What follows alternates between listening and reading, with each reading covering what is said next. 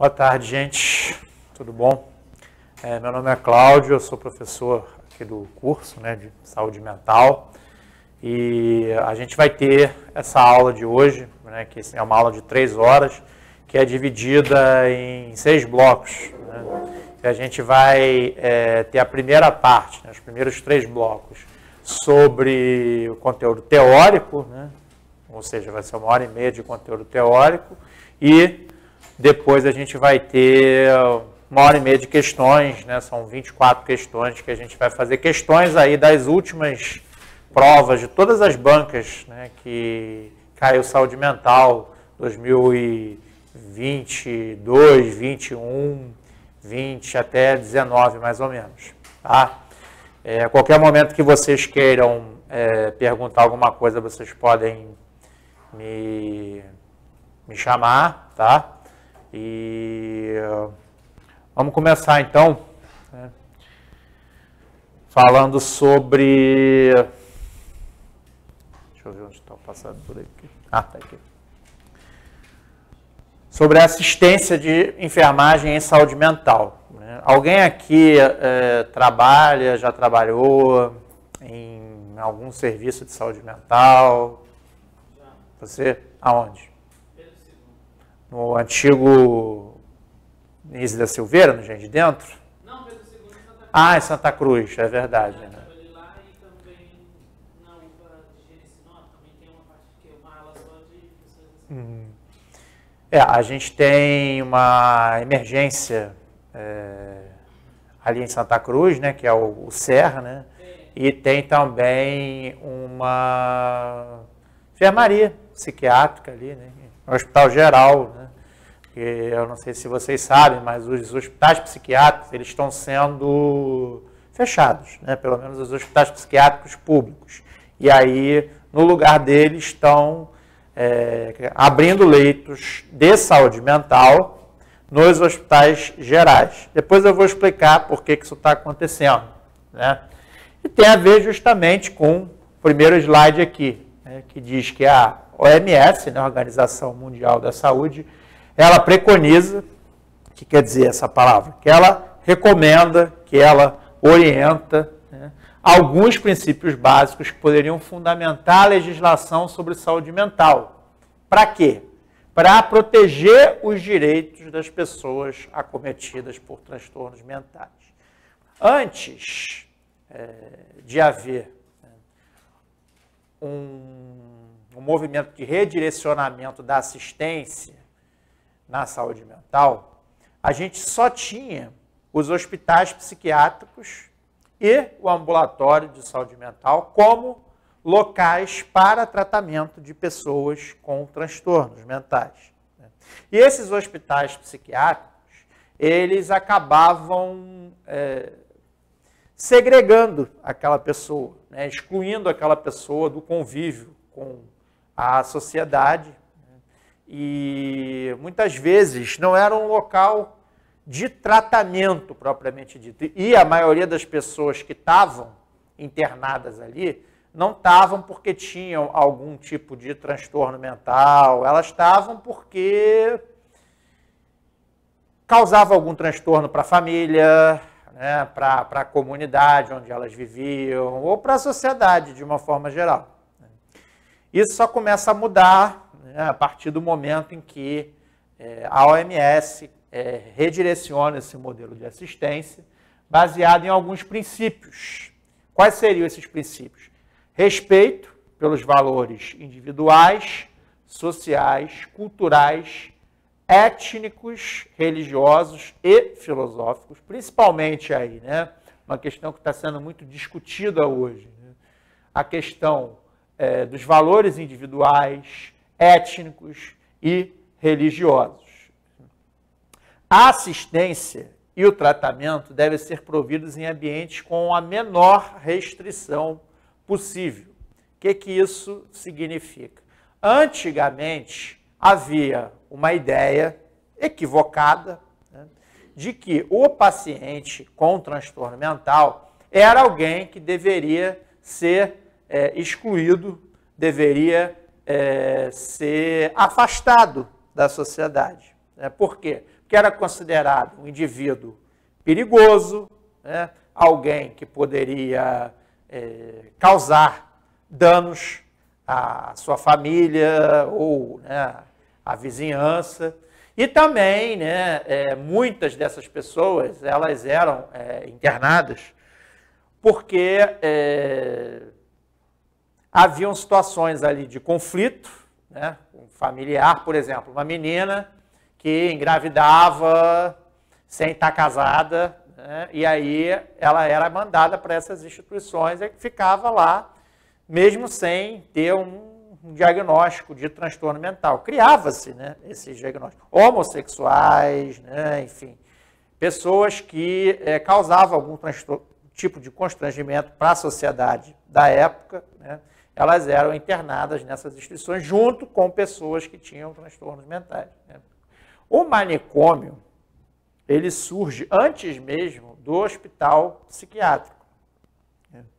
Uma instituição com uma proposta de afastar pessoas da sociedade surge ali na época da Revolução Industrial Inglesa, né, onde havia ali, né, uma ideia de que a pessoa teria que ser produtiva para viver em sociedade, né, e aqueles que não eram produtivos ou que serviam de mau exemplo para essa sociedade, eles eram afastados. Da Revolução Industrial Inglesa para a psiquiatria, a gente tem mais de um século aí. Porque a psiquiatria ela surge ali no final do século XIX, início do século XX, né, com Pinel, Felipe Pinel, que é o médico que dá nome ao hospital que tem ali em Botafogo, né, que foi quem criou a psiquiatria. Foi o primeiro que disse que a loucura deveria ser estudada pela medicina, que até então não era, ou era de uma forma muito equivocada, com uma proposta muito distante da que a gente tem hoje. Com o Pinel também não era muito diferente no início, né? A proposta era de um tratamento moral, né? Acreditando-se que a loucura era algo que tinha a ver com o caráter da pessoa, né? Então ela precisava fazer trabalhos manuais, enfim, precisava ser produtiva para poder se recuperar mentalmente. E isso vai mudando ao longo dos anos. Por exemplo, no início da década de 1950 surgem os psicofármacos, que são os medicamentos para tratar a loucura. Clorpromazina, haloperidol, que antes disso o tratamento era um tratamento moral e eram usados métodos como lobotomia, por exemplo, a retirada de um lobo, de uma parte do cérebro, cirurgicamente. O eletrochoque é um tratamento que já existia naquela época, um tratamento que ainda é utilizado, embora de uma forma bastante restrita atualmente, né, mas ele surge antes mesmo da psicofarmacologia. A psicofarmacologia em 1952. Esses tratamentos, lobotomia, eletrochoque, né, o próprio tratamento moral mesmo, né, eles surgem antes. Alguém aqui já foi na colônia Juliano Moreira, Jacarepaguá? Quando você entra na colônia, você passa por uma guarita, né, um portal. Nessa guarita tem uma frase em latim, que significa praxis omnia vincit. Essa frase, praxis omnia vincit, quer dizer, o trabalho sempre vence. O que isso queria dizer? Que entendia-se a loucura como algo da ordem da ociosidade, né, da indolência, e que era preciso que aquela pessoa fosse reeducada moralmente através do trabalho. Tanto que a colônia Juliano Moreira era uma fazenda. Era a fazenda do Barão da Taquara, que doou para o governo, porque ele tinha um parente que sofria de esquizofrenia. E aí eles pegaram aquelas lavouras que haviam ali para utilizar como local de trabalho, né, dos pacientes. E essa prática, né, acontecia em campos de concentração, gulags, enfim, né, locais onde haviam presos políticos. Né, e é uma prática que foi adotada como um suposto tratamento da loucura no início do século passado, até meados do século passado, antes de surgir os medicamentos. Né. Algumas dessas práticas persistiram, por exemplo, né, o eletrochoque, foram usadas como punição e não como tratamento. Né. E só quando ocorre aí, né, uma mudança no tratamento, na assistência às pessoas com transtorno mental, é que isso começa a mudar de fato. Então, como eu falei, a restrição ela passa a ser a menor possível, né? O ideal é que a pessoa fique trancada, isolada da sociedade o mínimo possível, tanto que, de acordo com a legislação atual, de acordo com a Lei 10.216, que é a Lei Paulo Delgado, a pessoa pode ficar, no máximo, 45 dias internada. Uma internação psiquiátrica ela pode durar, no máximo, 1 mês e meio. Por quê? Porque é tempo mais do que suficiente para a pessoa sair da crise e, se ficar mais tempo do que isso, né, pode ocorrer o quê? Iatrogenia, ou seja, aquela internação que supostamente seria para a pessoa se estabilizar, pode causar danos irreversíveis. Bom, a assistência e o tratamento devem ser providos, né, devem ser oferecidos com a finalidade de promover a autodeterminação e responsabilidade pessoal de cada indivíduo. O que isso quer dizer? Que a proposta é que essa internação não seja algo que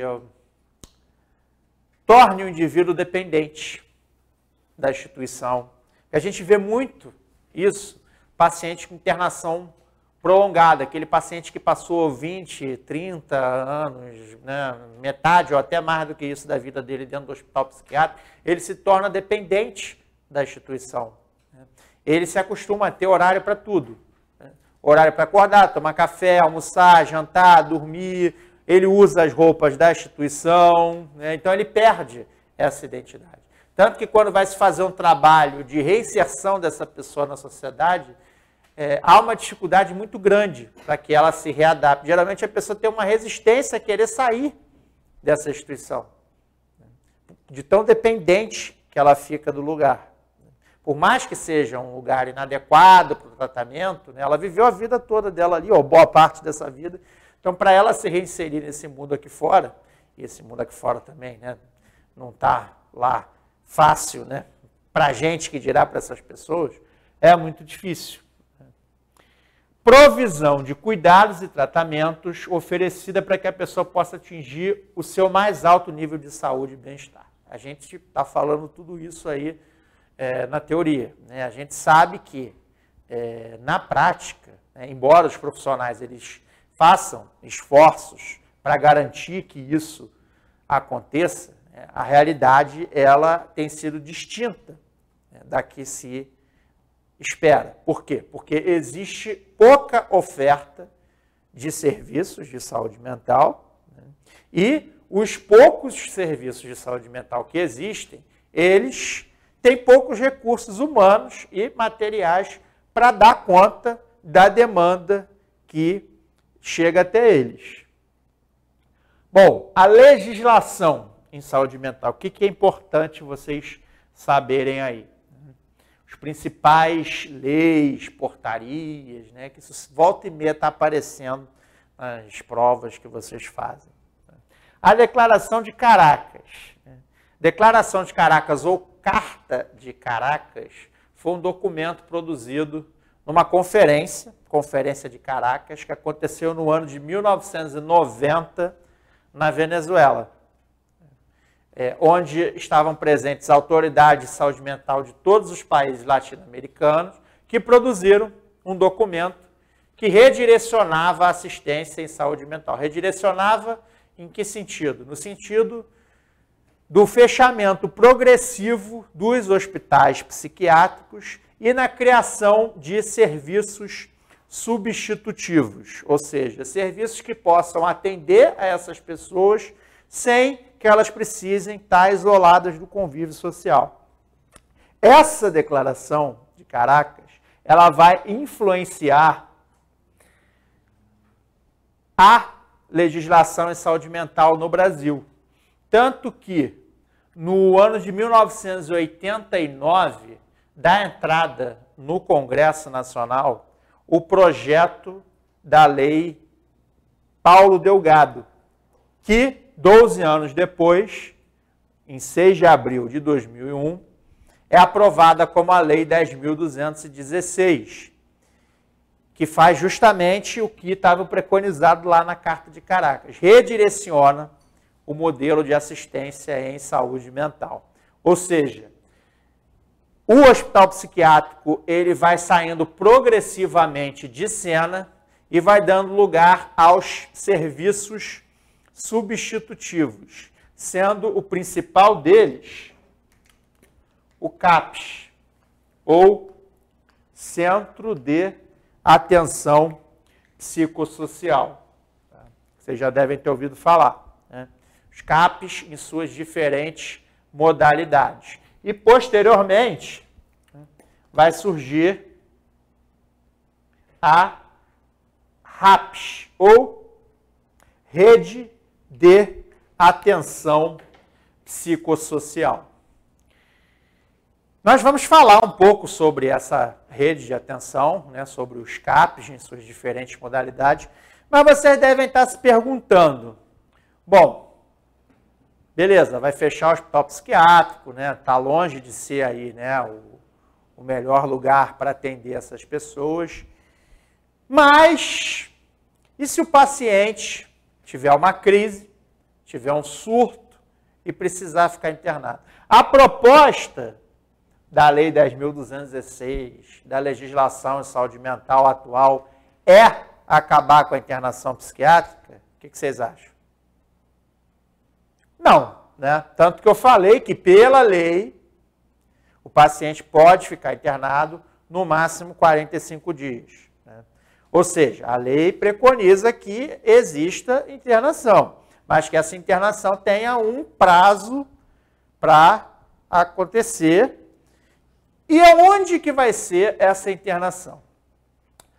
A proposta é que não seja mais no hospital psiquiátrico. Então, aonde seria?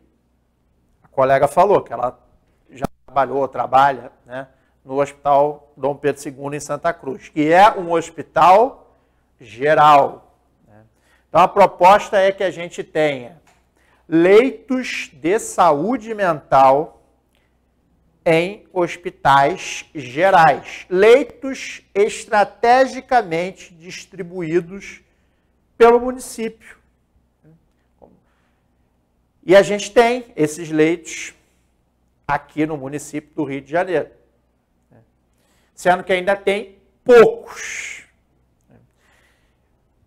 O Hospital Nício da Silveira, antigo Pedro II, lá no Engenho de Dentro, fechou no ano passado.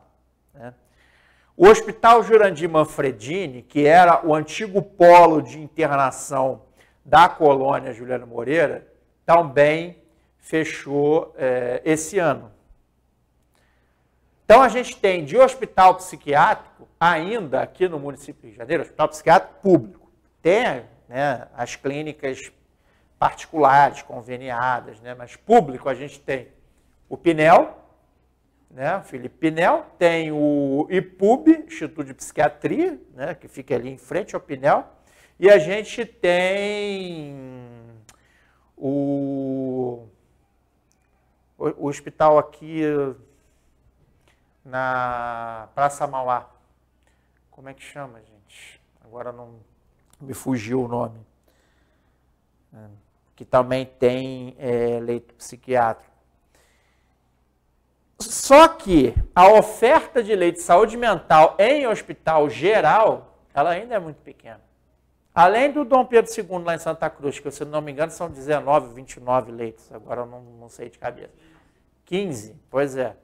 Começou acho que com 19, agora está com 15. Provavelmente deve ficar superlotado em algum momento, né?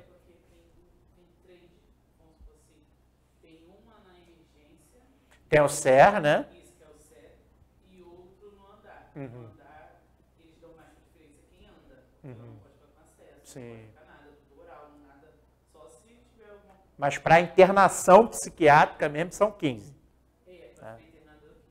Sim. Então, o que acontece? A gente tem aí o Dom Pedro II, com 15 leitos, que você me falou. Tem o Lourenço Jorge, com 5 leitos femininos, são 5 leitos e é só mulher. Tem o Evandro Freire, na Ilha do Governador, ali na entrada da ilha. Tinha, não sei se ainda tem, o Ronaldo Gazola, em Acari, porque depois da Covid, né, que ele virou polo, eu não sei como é que ficaram os leitos de saúde mental lá. E o que acontece com esses pacientes que antes ficavam internados em hospitais psiquiátricos e agora precisam desses poucos leitos que a gente tem? Alguns ainda estão indo para o Pinel, né? Outros vão para a SER, como a gente falou, né? SER tem tudo quanto é lugar, coordenação de emergência regional. Tem SER Centro aqui no Souza Aguiar, tem SER Leblon, no Miguel Couto. Todos os grandes hospitais públicos, eles têm a sua coordenação de emergência regional, que tem lá a sala da saúde mental para atender a crise. E a proposta é que esse paciente, ele seja atendido emergencialmente e seja encaminhado para o tratamento nos CAPs. E se ele precisar de uma permanência mais longa em alguma instituição antes de ir direto para casa, que ele fique num acolhimento no CAPS 3, que é um CAPS que funciona 24 horas. Mas aí a gente tem o mesmo problema, a baixa oferta de leitos, porque são poucos os CAPS 3 e são poucos os CAPS 3 que têm estrutura para esse tipo de acolhimento que é necessário. Tá? Bom, a portaria 336, ela fala sobre os CAPs nas suas diferentes modalidades. A portaria 3088, fala sobre a rede de atenção psicossocial, que é composta pelos seguintes dispositivos. Cada item desse em negrito é um ponto de atenção da rede. Então, a gente tem saúde mental na atenção primária, a unidade básica de saúde, que é a UBS, que é o quê? A clínica da família, ou o antigo CMS, né, o antigo postinho, que hoje funciona como unidade mista. Tem a parte do posto, que é mantida, e tem a parte da clínica da família, com as equipes. Né? O núcleo ampliado de saúde da família, que é o NASH, que trabalha fazendo matriciamento. Você sabe o que é matriciamento? Matriciamento é um trabalho de orientação das equipes de saúde da família na assistência em saúde mental. A proposta do profissional do NASH é que ele possa orientar, supervisionar o cuidado das equipes de saúde da família, médico, enfermeiro, técnico, agente comunitário, a pessoas em sofrimento psíquico ou com transtorno mental. Só que o que acaba acontecendo é que, como a demanda é muito grande, esse profissional acaba entrando no atendimento junto. Esse profissional que seria para orientar, para articular com a rede, né, para encaminhar para um CAPS, ou para encaminhar para um ambulatório, até para encaminhar para uma emergência, ele acaba atendendo esse paciente. Consultório na rua, são equipes que trabalham atendendo pessoas em situação de rua, e a gente sabe que essa clientela existem muitas pessoas em sofrimento psíquico. O simples fato de estar na rua, né, já gera sofrimento psíquico, né? Principalmente devido ao uso prejudicial de substâncias psicoativas.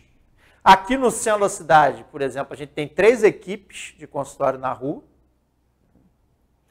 Os centros de convivência e cultura, né, que são espaços aí de geração de renda, de promoção de cidadania, que não são restritos a pessoas com sofrimento psíquico, com transtorno, eles são abertos à população como um todo, tá?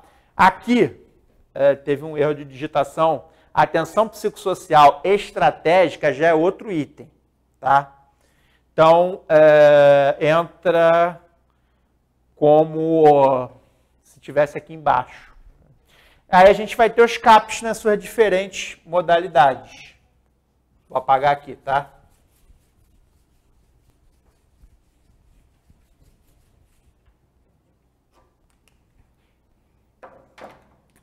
A gente tem CAPs 1, 2, 3, CAPSI e CAPS AD. Bom, o 1, o 2 e o 3, eles podem ser tanto CAPs para atender pessoas com transtorno mental, quanto CAPSI e CAPS AD. A diferença básica é a cobertura populacional, quantas mil pessoas cada um vai atender, e horário de funcionamento, sendo que o CAPS 1 funciona de segunda a sexta-feira, de 8 às 18 horas, o CAPS 2 no mesmo horário, com a possibilidade de um terceiro turno, até 21 horas, o CAPS 3 funciona 24 horas. É o CAPS que tem os chamados leitos de acolhimento noturno, que são diferentes dos chamados leitos de internação. O acolhimento noturno, ele é voluntário. O que isso quer dizer? O paciente ele não é obrigado a ficar nesse acolhimento se ele não quiser. É um acordo que é feito entre o paciente, a família e o serviço. Por isso que é necessário ser bastante criterioso quando você orienta que o paciente vá para o acolhimento e não para uma internação, por exemplo. Não que o acolhimento não possa gerar uma internação. Porque se esse paciente agrava durante o curso ali do acolhimento, ele vai precisar ser internado. E essa internação ela vai ter que ser num hospital geral, né? Você vai ter que pedir uma ambulância, né? O paciente vai ser transferido.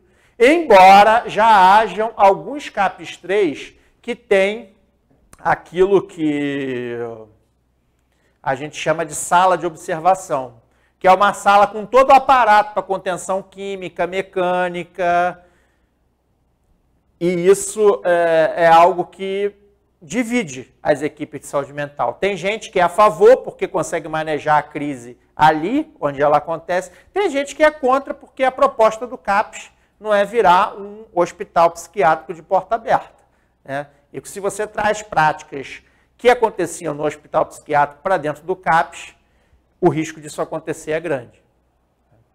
O CAPSI atende que tipo de clientela? Crianças e adolescentes, até 18 anos de idade. Esse I minúsculo é para diferenciar do 1, em algarismo romano, do CAPS 1. CAPSI pode ser 1, 2 ou 3 também, tá? O CAPS AD atende que tipo de clientela? Usuários de álcool e outras drogas. Inclusive, sim. Não? Inclusive, atualmente a gente já tem um CAPS AD 4, que é um CAPS que tem médicos 24 horas. Tem um CAPS AD desses lá em São Paulo, na Cracolândia ali, naquela região. Tem um CAPS AD bem na cena de uso ali. E é um CAPS que atende população com 500 mil ou mais habitantes, com a presença do médico 24 horas. Tá?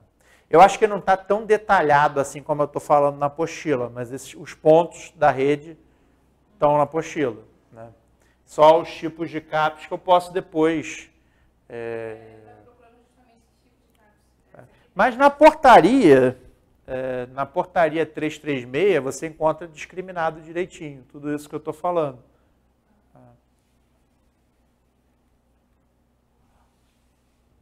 Equipe multiprofissional de atenção especializada em saúde mental. Tá?